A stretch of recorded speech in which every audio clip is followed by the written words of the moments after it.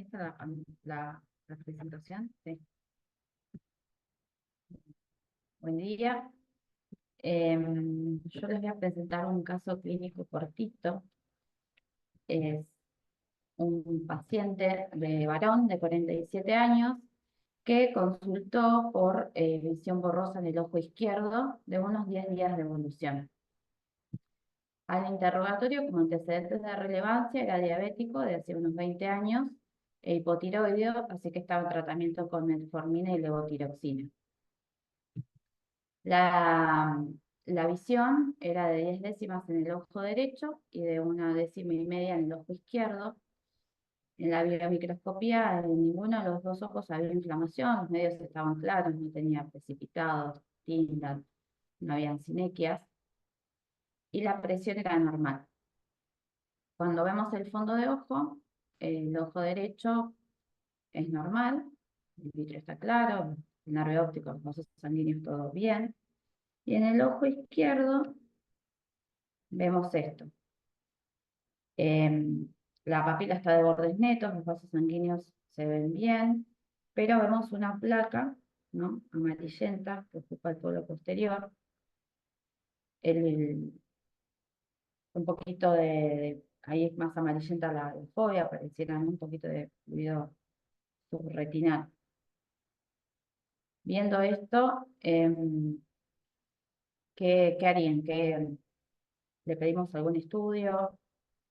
Ya sabemos lo que tiene, podemos RFG.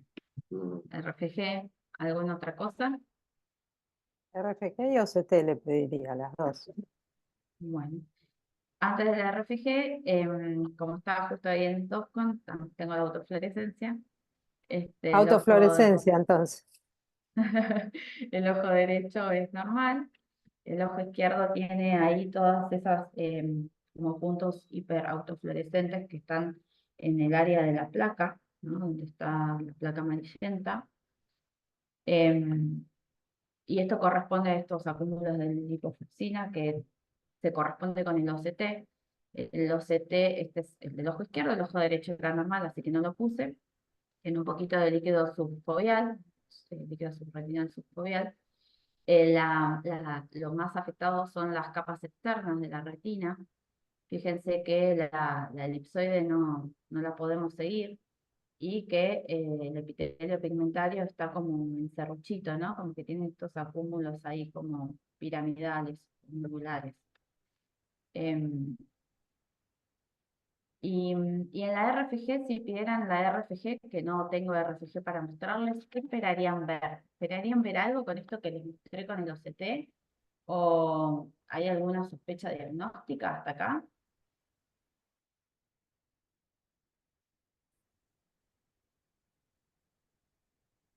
¿No? ¿Nada? Entonces, recapitulemos un poco, ¿no? Tenemos una Contá placa. cuál era el diagnóstico de derivación. El diagnóstico de derivación vino derivado porque lo vieron en otra institución y le habían dicho que podía ser una metástasis o un melanoma coroideo, que hasta ahora no tiene pinta de nada de eso, ¿no? ¿Y Bueno, una no sé ecografía le hicieron? no tengo ecografía, no. Ya, porque ahí se veía una cierta ondulación del polo posterior. Ahí se ve una cierta ondulación, como que la mitad izquierda está más levantada.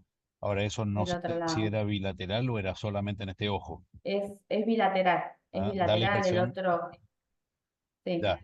Entonces da más la impresión de algo anatómico relacionado con un estafiloma, en todo caso. sí, es un ojo un poquito miope, tiene mucho estigmatismo, y el otro ojo estaba, cuando le haces el OCT, no lo subí, también tenía como la curvatura exactamente como este.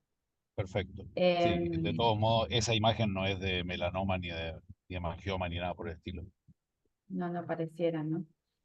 Em, entonces, cuando uno recapitula algunos de los hallazgos que vemos, ¿no?, que es una placa que está en el polo posterior, que es amarillenta, que en este caso no tiene inflamación en la cámara anterior ni vitrea, y es unilateral. Entonces, recapitulando algunos diagnósticos diferenciales de placas en el polo posterior, uno podría pensar quizá en el AMPI, que es una patología que en realidad es de pacientes jóvenes, bilateral, que no tiene inflamación en cámara anterior ni vítrea, pero que tiene estas placas multifocales que afectan el polo posterior, que puede tener un poquito de líquido subretinal, como en el caso de nuestro paciente.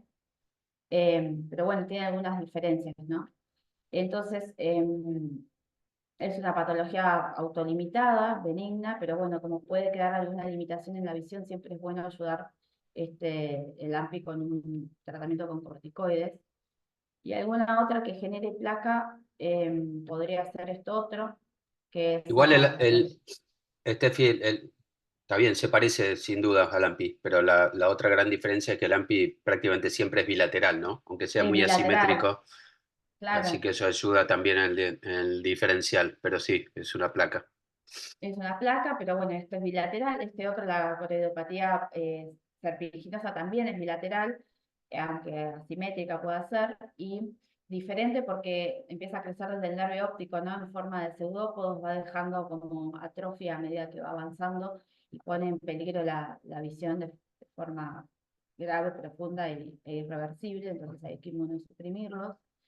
Entonces, ¿en qué otra cosa podríamos pensar? En algo infeccioso, por ejemplo, la tuberculosis, que si bien tiene otras formas de presentación, una es la serpiginosa-like, pero que también es diferente porque no crece el nervio óptico, porque las placas son, no pueden ser no confluentes, pueden estar en diferentes estadios, puede tener asociación con inflamación vítrea en cámara anterior.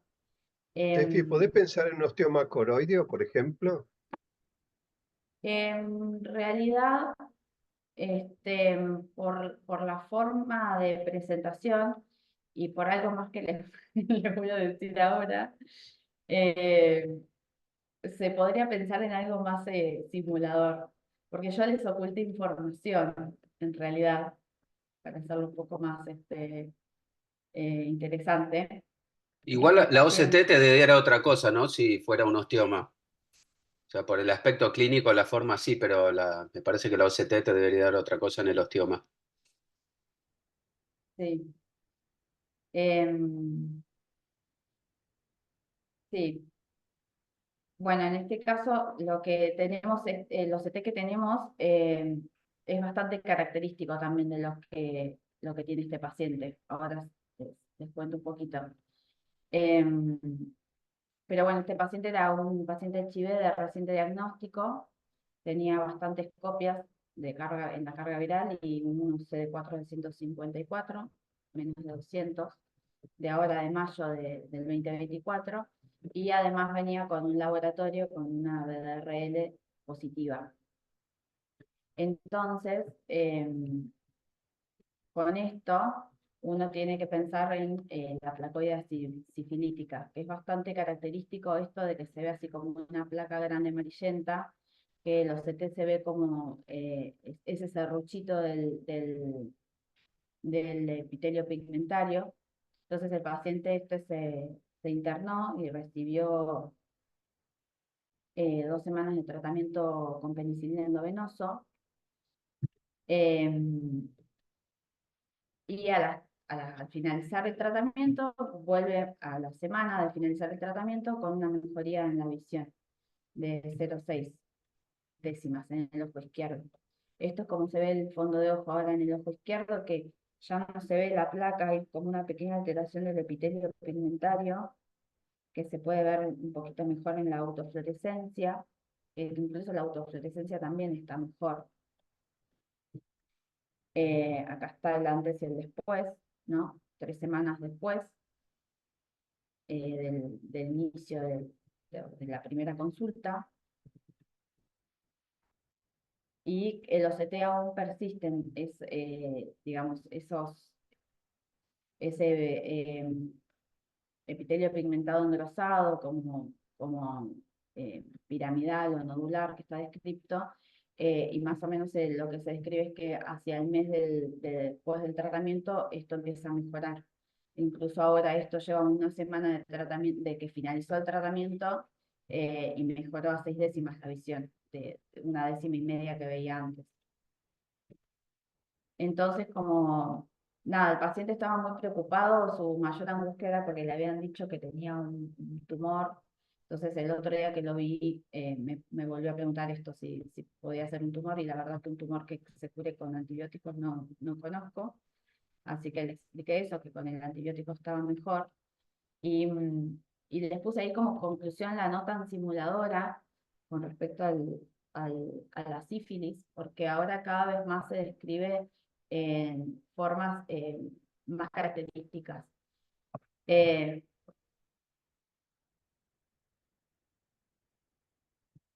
Ahí me escuchan porque se me apagó el... Sí, te Sí, te escuchamos. escuchamos. Ahí, ¿me escuchan? Se me apagó el auricular por un momento. Sí, te escuchamos, Estefi. Ahí va. Les decía que hay formas descritas cada vez más características. La placoide posterior sifilítica aguda se ve así como una placa amarillenta grande, que puede ser una placa, pueden ser varias, que puede ser uni o bilateral, que puede estar o no asociado con inflamación en la cámara vítrea y en el segmento anterior. Y en el OCT se ve esta falta o afectación de la elipsoide y engrosamiento del EPR con esta forma nodular o piramidal característica, que se ve más asociado a pacientes con HIV. Hay un estudio que les dejo citado acá abajo, que es un estudio observacional que se hizo en México, que ellos en 18 ojos vieron que en pacientes hicieron imágenes multimodales asociados a pacientes con HIV en la sífilis posterior, y de la sífilis posterior el 11% se presentaba como forma placoidea con el OCT característico y la forma que se ve en el fondo de ojo.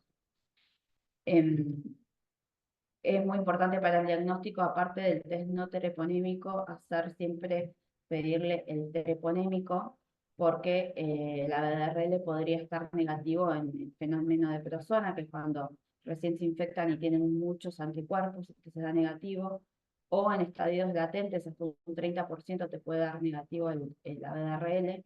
Entonces, combinarlo con el treponémico aumenta la sensibilidad del diagnóstico. Y que el tratamiento es con penicilina endovenosa, porque la intramuscular no tiene buena llegada, o sea, no pasa la barrera hematocular, así que siempre se trata como una neurosífilis. Pregunta para el panel de expertos. ¿Qué tan frecuente es que se dé bilateral? Que sea bilateral que la placoidea, La placa, sí. la mayoría de las veces es bilateral, por lo que he leído, no sé si hay o no está de los papers que leí, no vi que estuviese descrita la incidencia de una a la otra, pero la mayoría de las veces era bilateral. Perfecto. Además, lo que podés tener también es que tener una retinitis de un lado y una placoidea del otro, o sea, puedes tener manifestaciones distintas en un ojo que en otro. Pero bueno, la verdad que puede ser unilateral también, pero la mayoría de las veces que yo he visto sífilis era bilateral. Sí. Ah, Sí, creo que hemos Por, visto por algún lo caso. por lo general el compromiso es bilateral y, y las presentaciones son diferentes entre un ojo y el otro. Sí, hemos visto algún caso con la retinitis típica, que también es típica, una retinitis como en vidrio esmerilado se describe, que arriba tiene depósitos preretinales, que son unos puntitos blancos, que también es bien característico. Entonces, cuando uno ve estos hallazgos, ya te puede orientar un poquito más a pensar en sífilis.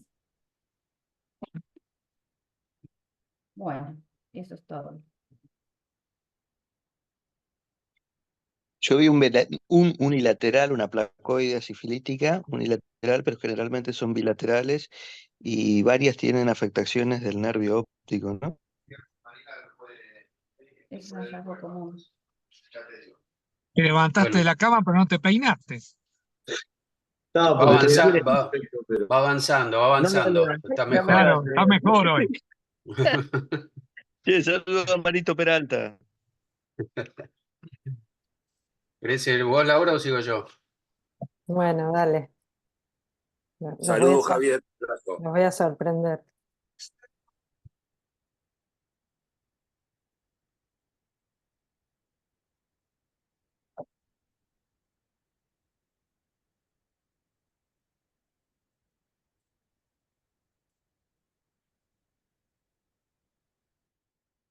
¿Se ve la pantalla ahí? Se ve bien. Bueno, vamos entonces. Hola a todos. Bueno, siempre me gusta poner o alguna imagen o algún título a los casos que presento. Entonces acá le puse siempre se vuelve al primer amor.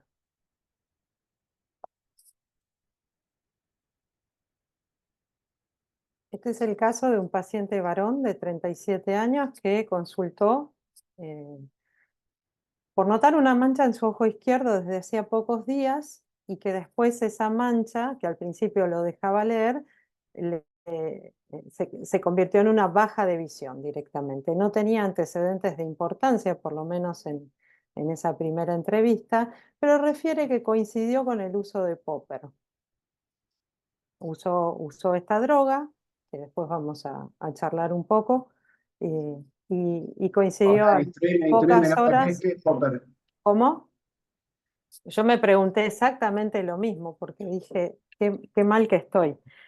Popper es una droga que después vamos a dar detalles, que tiene un efecto vasodilatador y que la usan en las fiestas a las que estamos acostumbrados a ir todos nosotros.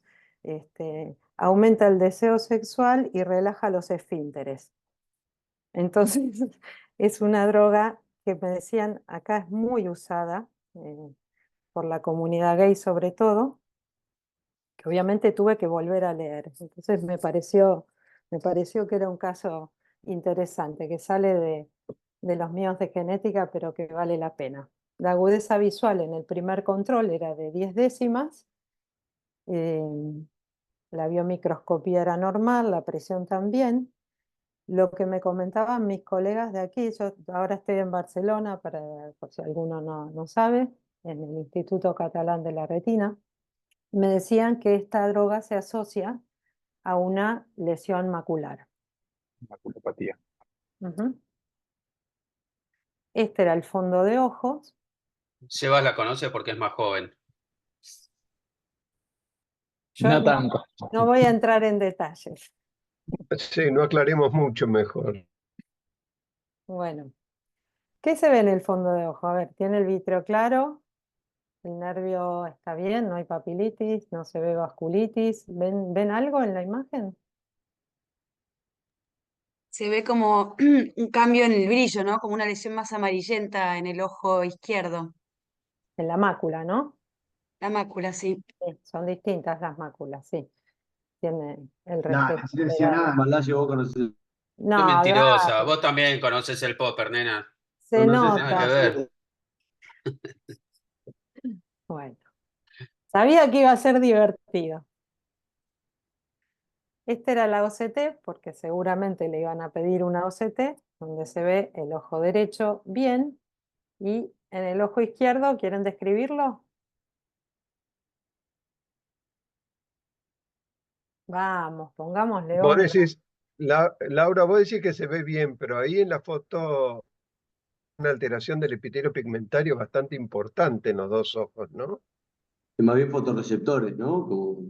No sé, están muy exquisitos. Puede ser, pero la verdad es que a simple vista no nos parecía que estuviera alterado, no tenía síntomas y veía bien, pero bueno, lo tomo, sí. Puede que no sea del todo normal ahí en la zona de interdigitación y la capa de los elipsoides, ¿no? Bien foveal acá. No sé si se ve mi cursor ahí, pero ¿eso decís, Cris? Así es. Bueno. ¿Y Y en la acá? autofluorescencia también se ven Sí, alteraciones del ojo derecho, ¿no? Ahí sí, acá, más temporales, ¿no? Como del se, epitelio pigmentario, que no era tan evidente al fondo de ojos, si vuelvo a la foto color, pero sí en la autofluorescencia. Bueno, y hasta acá, para mí era como una central cerosa con vellosidades, porque no había conseguido el popper. Eso puede ser también. Era Polper B12 que estaba tomando. Puede ser. ¿Y qué hacemos con esto? Seguro que por Popper. ¿Y qué hago? ¿Le pido otra cosa? ¿Le digo es por el popper, jodete? ¿Qué hacemos?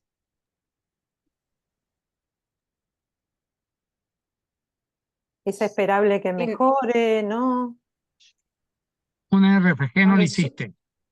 yo Sí, recuerdo que Pablo algunos casos Larrea le hice una RFG porque antes de dedicarme a las hereditarias pasé por retina y uveitis. No, Y por la lo general no mostraste. suele ser ese no defecto en resuelven la mácula. espontáneamente, pero creo que debe dejar algún escotoma, calculo, con... No, habría Está que ver bien, bien pero lo Claro, pero seguiríamos hay estudiando. O sea, yo le hice una RFG, sí, porque no me terminaba de quedar y tranquila y la verdad es que electroretinograma no. nunca había visto un caso de estos, entonces no tenía experiencia con cómo se presentaba una maculopatía asociada al popper. Lau, pero ahí Sí. me da la sensación de que estuvieran un componente más como inflamatorio o no tan destructivo o por hipoxia, que a veces es lo que genera el popper. La Sí, estudiaría un poquito acá más. lo toman como una quemadura, como una Claro, quemadura química, no pero da bueno. ese tipo Bueno, de y por lesión. eso lo Yo ¿y recuerdo un con qué caso lo que tuvimos estudiarían?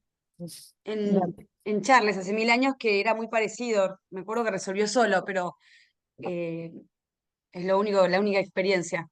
Mm, Bueno, entonces, Si vos estás pensando en una lesión macular tóxica, tendrías que hacerle un multifocal, ¿no es cierto? sí, en realidad el multifocal me va a evidenciar el defecto funcional, me va a decir si efectivamente el otro ojo también tiene algo de compromiso, pero la realidad es que el OCT ya me está poniendo de manifiesto que algo hay en la mácula, entonces no siempre lo pido al multifocal si yo ya encuentro algo que justifique los síntomas que el paciente tiene. Acá hay otra autofluorescencia. ¿Quieren mencionar algo más? Sí, ahí en la autofluorescencia, Al segundo control, no sé si ahí se ve, la visión le bajó a 2 décimas. El primero notaba una mancha, pero veía 10 décimas y cuando vino el segundo control tenía ya 2 décimas de visión. y en la autofluorescencia ahí hay compromiso por fuera de la mácula, Acá, en los dos ojos. No, por fuera, fuera del nervio óptico. Se ve cómo acá, cambia la coloración. esto decís. Y arriba también. Ajá, bien. Y acá también se ve más o menos, Sí, ¿no? pareciera una placa. Mm, hasta acá. Bien. Bueno, vamos. Habían pedido RFG, le repetimos la autofluorescencia y acá se hace mucho más evidente, ¿no? Que tiene, sí, esta lesión placoide, pero miren esto. ¿Ven esta imagen acá? Es bastante asimétrica con el otro ojo. Acá se ve bien en la foto superior la alteración que tiene pigmentaria también del ojo derecho. Y Casi que deberías pedirle una PDRL también, porque está bastante parecido la autofluorescencia y la OCT con el caso que acaba de presentar Steffi. No se ve ¿viste? una placa, pero Y casi que se la pedí, ¿eh? capaz que es la consecuencia del popper y la fiesta loca. Y es que hay que asociarlo, ¿no? Porque son factores de riesgo. Bien, bien ahí. Yo no podía creer cuando Steffi presentó eso, porque dije, va parecido. Y bien que quedaste en Barcelona, Laura. Bueno, sabés que sí, porque de ahí la frase de siempre se vuelve al primer amor.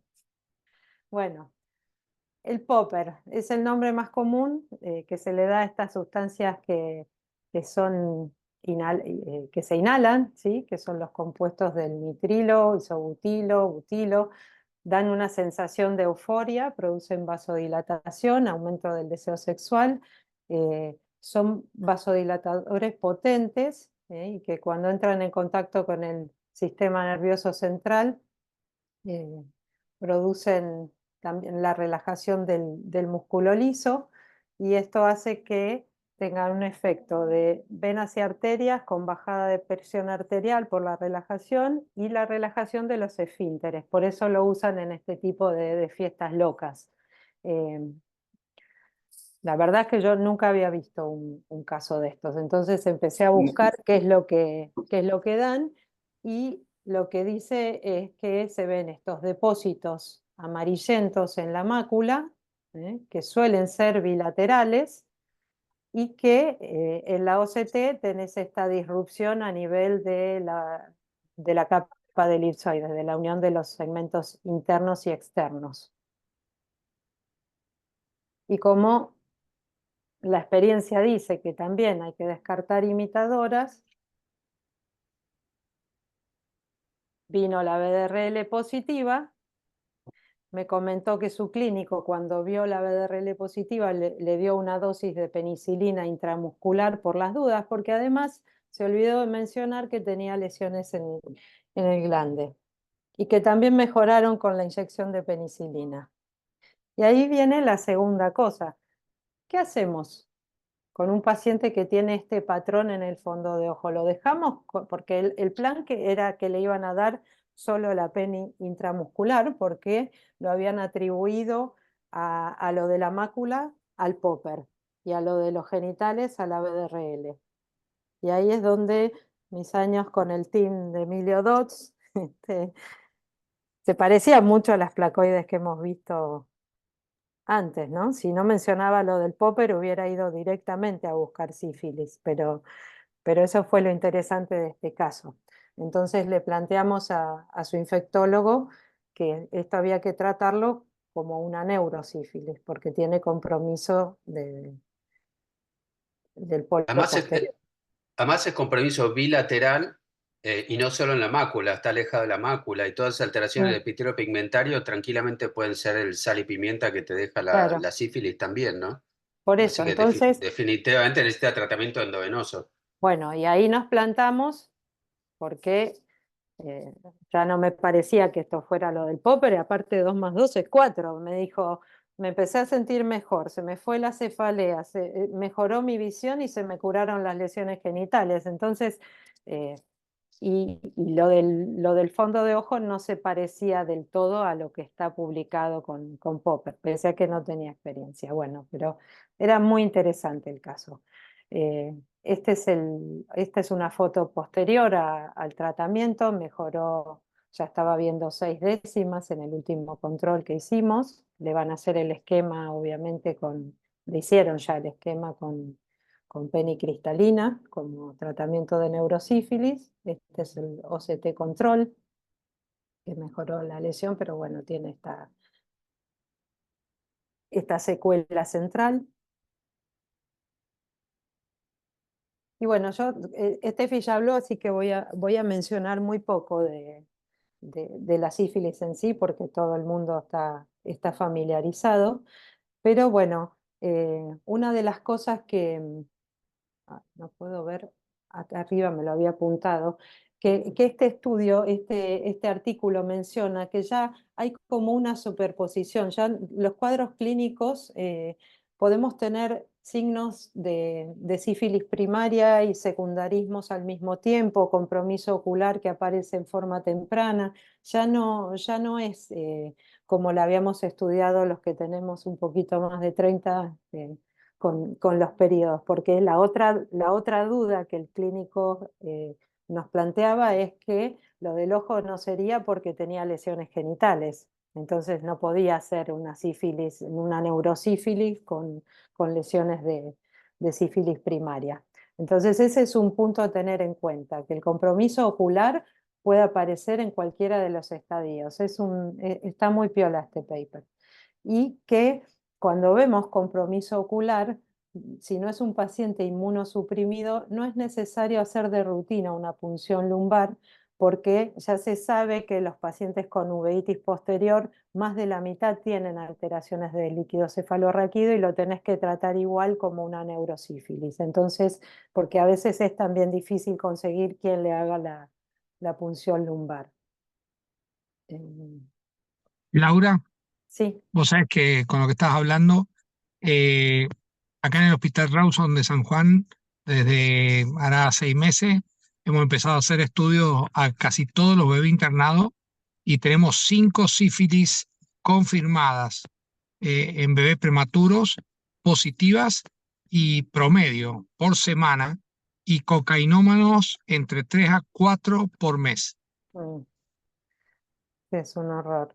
Y aparte, bueno, y la asociación frecuente, muy frecuente con HIV positivo también, ¿no? Que hay que ir a buscarlo. Y bueno, y haciendo un poquito más de historia y completando todos los patrones que podemos ver en sífilis, acá está la lesión placoide también. Estos son pacientes que veíamos en el Hospital Fernández con Emilio y en el consultorio. Esta es la descripción de Donald Gass, de la placoide aguda sifilítica. Después este es un paper también que publicamos hace poco tiempo, ¿no? No pasó mucho. eh, donde se ve esa lesión placoidea también y lo que mencionaba Steffi, estos infiltrados retinales puntiformes, superficiales, estas dos son bastante patognomónicas de sífilis. Si uno ve tanto esta placoide como estos puntitos, tiene que pensar en sífilis y también puede dar una retinitis más inespecífica con vasculitis. La realidad es que uno la tiene que pensar siempre y descartarla. Puede dar patrones similares a una retinosis pigmentaria, a este patrón de retinitis como si estuviera espolvoreada y con vasculitis más importante, lo mismo acá, o una parece una papiloflebitis, entonces, o vitreitis pura, sin un foco claro, siempre la tenemos que pensar. Dentro de lo que hoy se aconseja para hacer el diagnóstico, está este algoritmo inverso que pide la prueba treponémica casi al inicio. En realidad lo que hacemos es pedir las dos de entrada, una prueba inespecífica, como la BDRL, generalmente es lo que pedimos en Argentina, y una prueba específica treponémica, que habitualmente es la FTA. El tratamiento ya lo mencionó Steffi, según los estadios se utiliza penicilina intramuscular o penicilina cristalina endovenosa. La respuesta sigue siendo buena al tratamiento, es muy raro que no respondan, pero sí por los factores de riesgo se asocia mucho a reinfecciones, así que un paciente que ya se trató puede adquirirla más adelante nuevamente. Y bueno, para completar la info, la OMS había estimado en 12 millones el número de nuevos casos de sífilis en adultos y que el 90% se daban en países en desarrollo. La incidencia en Estados Unidos era de 3,5 veces mayor en hombres que en mujeres y sobre todo se daban en hombres homosexuales.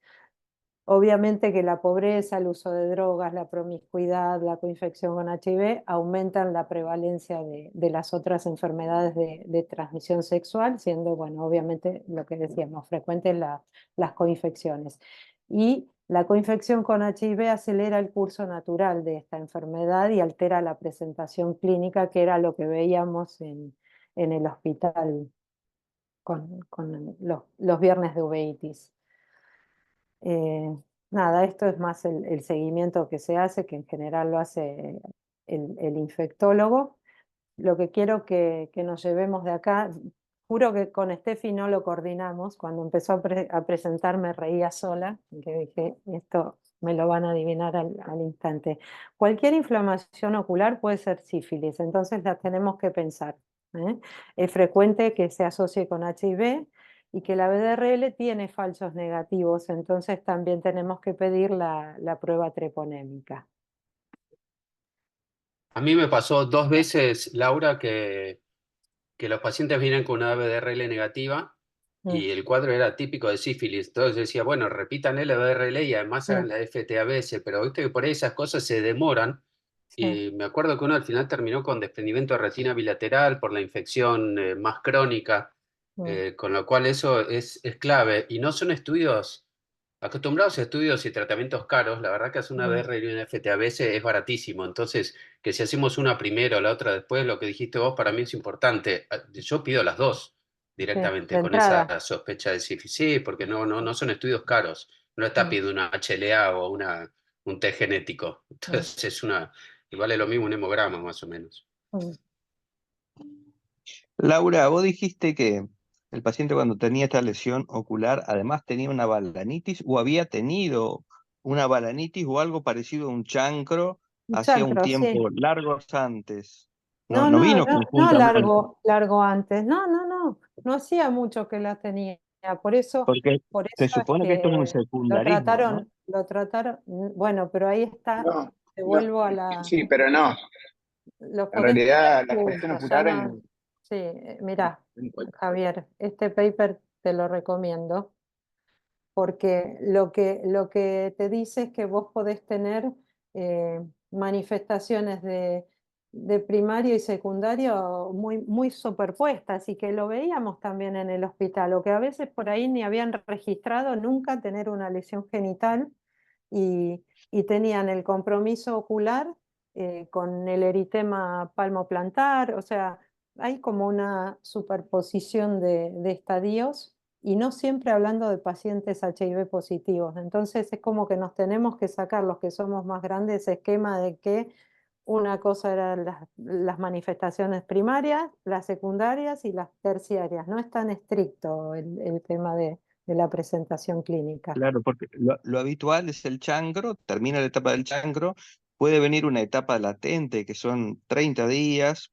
más o menos, y después ya puede empezar con el secundarismo o con las alteraciones palmoplantares. Cuando vos presentaste esto, una maculopatía por Polper, bueno, fuimos con la cabeza a tratar de ver la maculopatía que podía dar el Polper. Bueno, es lo que pero nos claro, pasó. si Eso vos es lo que hace interesante al caso.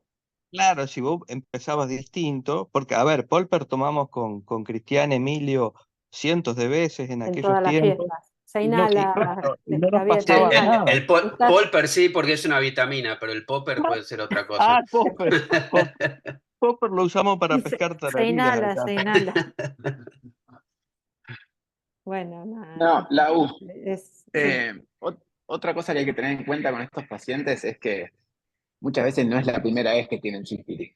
Bueno, por eso se Son, pueden reinfectar. son Eso, reinfectados. sí. Bueno, Entonces, si vos escuchabas a este paciente que te dan ganas, por un lado compadecés y querés que esté bien, y por otro lado decís, no puede ser tan nabo, porque él lo que habló con el infectólogo me decía que no, la realidad es que no se puede prevenir mucho el contagio en esto, porque es muy fácil contagiársela, y yo no sabía si pegarle, si decirle, "Ujú". no, pero sí, Bueno, es que ya es la manera de funcionar, es la manera de funcionar. Deja de compartirla o así pongo la mía. Sí, y bueno, con y respecto quería a, mostrarles el lugar donde estoy trabajando ahora y bueno, nada, si Dios quiere, en octubre andamos por ahí. Te fuiste para arriba, Lau. Como gas de buzo, diría alguien que conozco. No, jamás diría una cosa así. No te mencioné. Che, ¿esa fiesta con la relajación de esfínter es que lo patrocina Pañales Pampers o qué? No sé, pero se ve que hay gente que se divierte Seguro que no. más que nosotros, no sé. Ay, Dios. Bueno. Estas barras que No te digo lo que pienso, Emilio, porque sería una fiesta, Dale, una cagada. Pablo. Es tu Decilo, momento. Una Pablo. cagada la fiesta, sí. Claro. no, que después tengo que editar. Qué fiesta de mierda, ¿no? Evita. Exacto. No, pero todos Bueno, ustedes han bailado un tema que se llama Lanza Perfume y habla de esa droga, así que ¿Era ese? seguramente, exactamente. No, era Claro, el la éter. canción brasilera En lanza Brasil perfumes es por por el eso. éter. No, es ¿Cómo por el conocés, éter.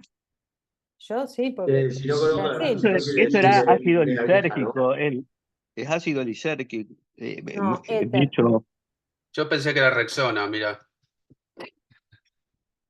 Bueno, yo le voy a presentar el caso de este muchacho, de un hombre de 71 años, conocido por todos en el consultorio cada vez más, que la historia es que el año pasado tuvo un desprendimiento de retina del ojo derecho con hemorragia vítrea.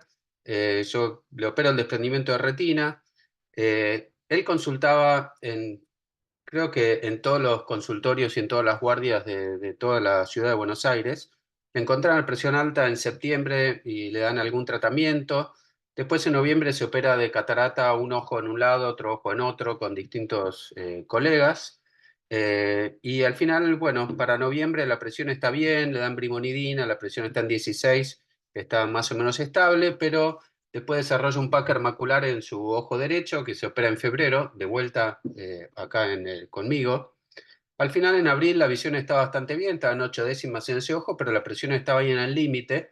Entonces, alguien en alguna guardia le cambian a Segrex y para mayo de este año aparece un día con uveitis bilateral y los ojos rojos. ¿Qué es Segrex, Emilio? El Segrex tiene esa combinación que tiene timolol, brimonidina y dorzolamida, todo en uno. Es el triple esquema de Poen,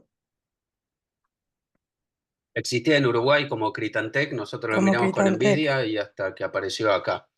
Es baratita, pero bueno, son 3 en 1, está bueno. Pero bueno, aparece con esta uveitis en ambos ojos, 71 años, sin antecedentes de uveitis, y mirando en la lámpara hendidura, la córnea estaba perfecta, o sea, había un depósito de amiodarona bien característico que venía tomando hace rato. Tenía, ¿por qué grueso? No, son precipitados creáticos gruesos inferiores en los dos ojos, 3 cruces de células, tenía sinequias posteriores ausentes, la presión estaba normal con esa gota, y este es un poco para ver cómo se veía el ojo de él. Tenía una inyección conjuntival y una inyección ciliar muy llamativas, o sea, venía con los ojos recontra rojos. Acá se ven en la parte inferior estos precipitados queráticos, algunos finos, otros un poquito más gruesos.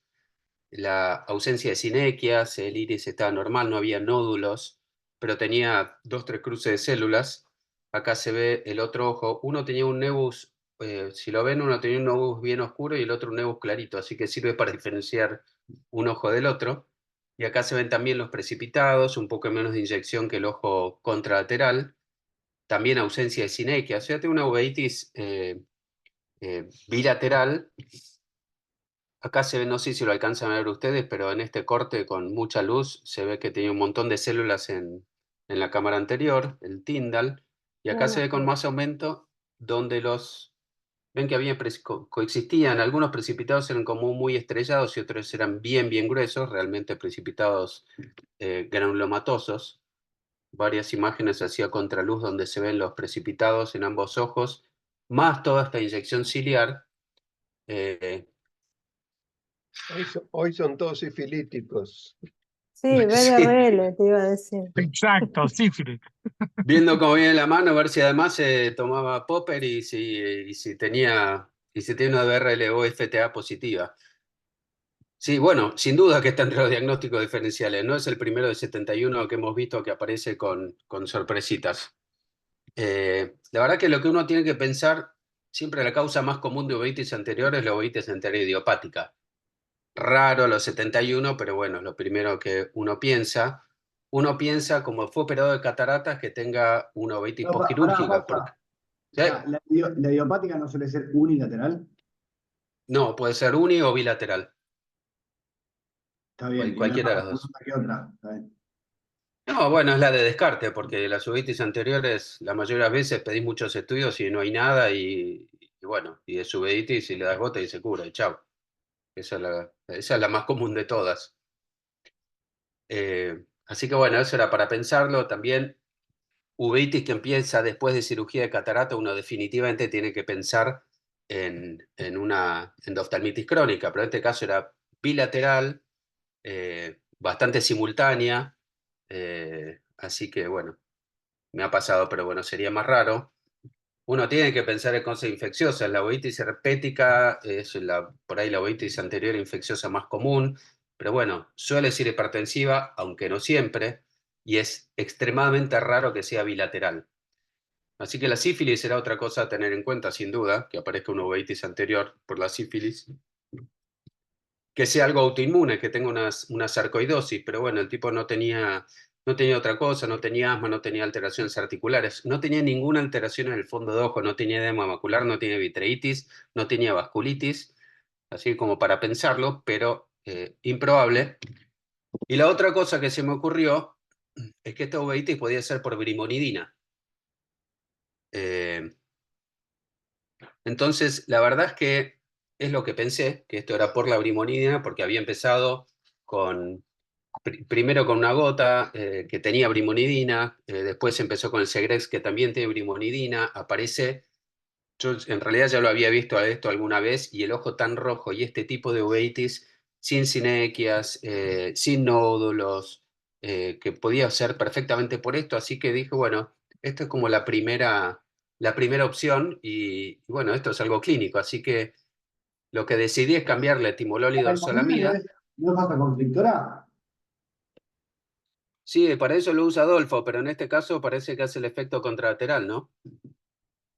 Y Adolfo nos dice que en cirugía lo usa para blanquear el ojo. Sí, yo también la uso. En cirugía de superficie, tipo pterígio, está buenísimo. Bueno, se ve que con una dosis no te provoca esto, pero en algunos casos sí, ya vas a ver. Sí, no, con dosis repetida la brimonidina genera esta hiperemia conjuntival ya crónica, ¿no? Por eso, Pato, cuando vos me mencionabas la otra vez de usar la brimonidina antes de una cirugía de glaucoma para vasocontraer, cuando los pacientes vienen con esta droga con mucho tiempo de uso, ya genera el efecto contrario y es muy común tener estos vasos inyectados, estos ojos rojos por brimonidina cuando la dejan de tolerar. Hacen como una taquifilaxia y empieza a generar este efecto. Es muy común. Es la que con más frecuencia genera, además de dermatitis, llegan a tener lesiones en piel. No he visto tanto uveitis, pero sí, como puede ser con las prostaglandinas, ¿no? Pero bueno, está bien también. Bueno, sí que era para mí lo más probable, entonces dije, bueno, la única manera de hacer es suspendiéndolo, así que le cambio a timolol y dorso, le agrego TOLF cada 8 horas, y esto es a la semana, donde tenía ya menos congestión, se habían reducido los precipitados queráticos, se había reducido las células en cámara anterior, y la presión, curiosamente, está cada vez mejor, con dorsotimolol y los corticoides, el TOLF. Entonces ven el aspecto del ojo, que ya la inyección conjuntiva es mucho menor, se reducen los precipitados queráticos en los dos ojos, todavía quedan algunos, pero ya a la semana el ojo era otra cosa. Y al mes seguía con dorsotimolol y TOLF ahora cada 12 horas, porque tenía alguna molestia superficial. A veces el TOLF también genera reacción inflamatoria o alteración de la córnea. Tenía algo de congestión conjuntival, los precipitados estaban casi ausentes, había rastros de células nada más, la presión seguía perfecto, así que creo que le voy a tratar la presión con el TOLF. Esto es como estaba al mes, donde ya no hay precipitados, donde el ojo está bastante blanquito. Acá se ve el depósito, no sé si lo alcanza a ver usted, pero se ve el depósito de amiodarona, viene en el epitelio, que él decía, no de ser amiodarona que me hace mal, la verdad que se lo regalo al paciente cuando quieran, el que lo quiera. Este es el aspecto inicial y este es el aspecto después de un mes, entonces ven que realmente hubo un cambio muy, muy interesante, así que yo nunca le pedí ni una enzima convertidora ni una BDRL, porque en realidad me pareció que la brimonidina era la causa más común de todo esto, y bueno, con el tratamiento apropiado para esto, que es suspender la droga y en la mayoría de los casos agregarle un corticoide así por un tiempito, esto se resuelve. Así que bueno, este paciente se resolvió el cuadro con este tratamiento, y este es otro paciente que yo había visto hace un tiempo, de 54 años, en junio de 2016, también consulta por ojos rojos. Tenía antecedentes de haber tenido catarata congénita en ambos ojos, vive en Tierra del Fuego, acá a la vuelta, con lo cual, bueno, era difícil los controles y todo eso. Pero bueno, tenía antecedente también de su madre con glaucoma, que en febrero de ese año había empezado hipertensión ocular, lo controlaban mucho. Al final, un mes antes de la consulta, empieza con tratamiento con prostaglandinas y además la combinación de brimonidina y brinzolamida, el Simbrinza. La visión era eso por su catarata congénita, la presión estaba ahí en el límite, estaba en 20, y el ojo derecho tenía una gran congestión conjuntival también, tenía precipitados muy difusos en este ojo tipo Fuchs, rastro de células, también había ausencia de sinequias y no había ningún problema con su pseudofaquia que ya llevaba un montón de tiempo. Y el ojo izquierdo van a ver que tenía también la misma congestión, mucho mayor que el otro ojo, precipitados queráticos finos y muy gruesos en la parte inferior, también ausencia de sinequias. Entonces este es el ojo derecho, donde vemos esos precipitados muy finitos. Claro, pero el Fuchs no aparece así de golpe y más raramente es bilateral y sin ojo rojo y sin todos los síntomas que tenía este hombre. Y este es el ojo izquierdo, donde ven que realmente tenía precipitados granulomatosos en la parte inferior, el ojo muy rojo, también ausencia de sinequias y bueno, y las células en la cámara anterior. En este caso, también lo mismo, pensamos en uveitis anterior idiopática, que sea posquirúrgica, que sea infecciosa, que sea por otra causa, o que sea por brimonidea, o en este caso también porque estaba con una prostaglandina. Lo que pasa es que la prostaglandina en general también produce, además de inflamación anterior, edema macular. Y en la brimonidina nunca hay compromiso posterior. Entonces, en este caso también, en presión diagnóstica, uveitis anterior inducida por brimonidina, suspender la droga, en este caso le di Prendefin Forte 4 veces por día, y a la semana ya estaba muchísimo mejor el ojo derecho, ven que los precipitados finos casi habían desaparecido, y el ojo izquierdo que estaba muy rojo, pero esos precipitados granulomatosos ven cómo se van resolviendo. Eso es a la semana, y al mes, que seguía con dorsotimolol y prednefrin, la presión estaba bastante parecida y se había ido toda la inflamación. Este es el ojo derecho, estaba perfecto, como que nada hubiera pasado en este ojo. Y el ojo izquierdo, toda la inflamación anterior había desaparecido, pero ven cómo tenía el ojo rojo, como si fuera una epiescleritis, esa congestión que no se le terminaba de ir al mes. Me acuerdo que le propuse hacerle una triamcinolona subconjuntival y me dijo, ni mamado me pones una inyección en el ojo. Así que bueno, lo esperé un poquito más y 2 meses más tarde todavía estaba levemente rojo, pero cada vez mejor y terminó yéndose con el tiempo usando por ahí el Prednefrin alguna vez por día. Así que bueno, estos son los 2 casos que les quería presentar de uveitis por brimonidina y como ven el primer reporte de esto es en el año 2000. Como un efecto colateral de la brimonidina, la uveitis anterior, y siempre es igual. Estos son 4 pacientes, el primer reporte, que no tenían ninguna historia de uveitis. La uveitis es granulomatosa y puede aparecer en cualquier momento. Ven acá la media en estos primeros 4 pacientes fue de 11 a 15 meses después de haber comenzado el tratamiento.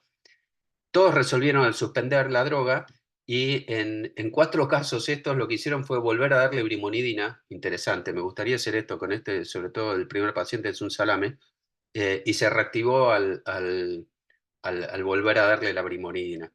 Después hay otros, después apareció muchos reportes más, la uveitis anterior por brimonidina, ya un poquito más reciente, donde ahí describen lo que decían Ignacio Agustina, la conjuntivitis alérgica, la blefaritis, la conjuntivitis folicular, que hace que en 7 a 15% de los pacientes tengan que discontinuar esto, y que también empiezan 6 a 9 meses después de comenzado el tratamiento. Y acá también refieren el mismo tipo de uveitis, con precipitados granulomatosos, la ausencia de sinequias, una media de 13,8 meses después de comenzar el tratamiento con brimonidina, también que cuando se vuelve a dar la brimonidina vuelve a aparecer la uveitis. Y este es el trabajo más reciente del 2020 en donde ya describen una serie grande de casos, ya son 26 ojos con uveitis asociada a la brimonidina y todo lo mismo. Inyección ciliar, precipitados granulomatosos, el tiempo de brimonidina uveitis, acá la sorpresa es 1 semana, 49 meses, y nuestro primer paciente fue muy poquito tiempo en realidad. Así que puede aparecer en cualquier momento. Y un poco una confirmación de todo esto es que al suspender, que ninguno volvió a residuar la uveitis, o sea que no era otra causa autoinmune, ni idiopática, ni infecciosa, así que hay que considerar que la brimonidina es una causa de uveitis. hasta el día de hoy hay 39 casos publicados, casi todos en personas mayores, la media es 76 años, y de la exposición una semana, incluso a 49 meses después de comenzar el tratamiento. Así que toda la uveitis es igual, inyección ciliar, como les decía, los precipitados pigmentados o no, sinequias posteriores es muy raro, y todos sin compromiso posterior. Así que tiene un patrón que es bastante característico. Buscaron a ver si había un factor de riesgo. Claro, todas estas personas mayores de 75 años, casi todos tenían cirugía de catarata, pero no encontraron diferencia entre iris pigmentados o no pigmentados, y si recibían alfagano sin brinza, era como más o menos lo mismo. Así que como conclusión es que se acuerden de esto, que la uveitis anterior por brimonidina existe, uno no diagnostica lo que no conoce, no es frecuente, pero bueno, a tenerlo presente. Emilio, te consulto. Vos tuviste 2 casos, mostraste, ¿no? Sí. ¿Y cuánto tiempo después de haberse operado de cataratas empezaron con esto? Y uno fue catarata congénita, así que fue como 50 años después Ajá. de operado de catarata, que ahí empezó con la presión y ahí le dieron las gotas. Y el otro fue mucho menos, fue unos poquitos meses después de la operación de catarata. Claro, y mejoraron después que le diste el prednefrin forte, ¿no? Las dos cosas. En algunos papers dicen que solo le suspendieron la brimonidina y con eso se curaron, pero la mayoría de los pacientes publicados, además de suspenderle la brimonidina, le dan el corticoide. Pero suave, viste que este usaba el TOL 3 veces por día, no era un tratamiento intenso. Buenísimo como concepto lo que das de la brimonidina, pero ¿qué harías si el paciente este te aparece de vuelta sin brimonidina, le suspendés el prednefrin forte y empieza con los precipitados queráticos, la uveitis, presión ocular? Entonces, ahí ya cambiás la... Perfecto. Y sí, ahí pensaría que es otra cosa. Entonces ahí sí le pediría la BDRL, que yo nunca la pido de entrada cuando se obtengo una sospecha clara. Pero si no O la funciona lo que yo estoy pensando, entonces ahí es donde empiezo a hacer estudios. o la PCR de la cámara anterior, ¿no? Sí, creo que la hice una vez hace 15 años la PCR de cámara anterior para uveitis herpética. Pues no, si hago la No, PCR no sé a dónde mandarla. eso es lo que te quería preguntar. ¿Qué haces ahora con las PCR? ¿A dónde la mandas? ¿Sigue Silvia Rossetti en paro o levantó su situación? No tengo dónde mandarla, por eso que no las hago. Claro, claro. No sabes qué hacer, sí. No sé qué hacer. Bueno, buenísimo. Me pregunto Así si que me habré bueno. morfado alguna uveitis por brimonidina, porque ojos inyectados ciliares así por brimonidina está repleto. No creo que me haya morfado mucho No, precipitado. bueno. Todas tienen precipitados, digamos, no hay descriptas con solo Tyndall sin precipitados, todas son granulomatosas. Al Sí, revés, difícil de incluso morfar, pero... el trabajo ese de los alemanes se ve que eran glaucomatólogos porque dicen que tienen precipitados pero que no tienen células, lo cual es imposible, porque no sé cómo se van a Claro. depositar las células si no están en la cámara anterior. No, calculo que te habrías dado cuenta porque son bastante floridas las uveitis. Sí.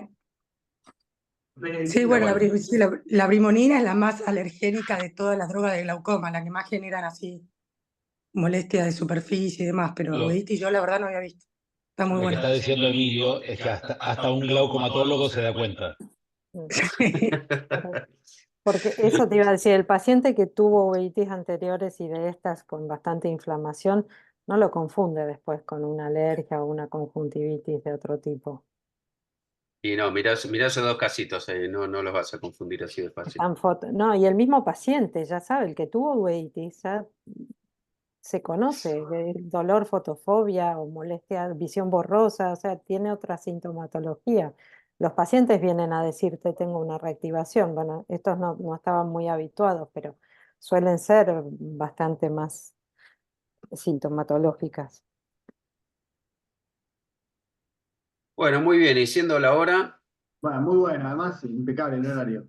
Espectacular. Muchas gracias. gracias a todos. Nos Buen día. vemos. Buenos Hasta días. luego. ¿Dónde se consigue el popper? En Les España. voy a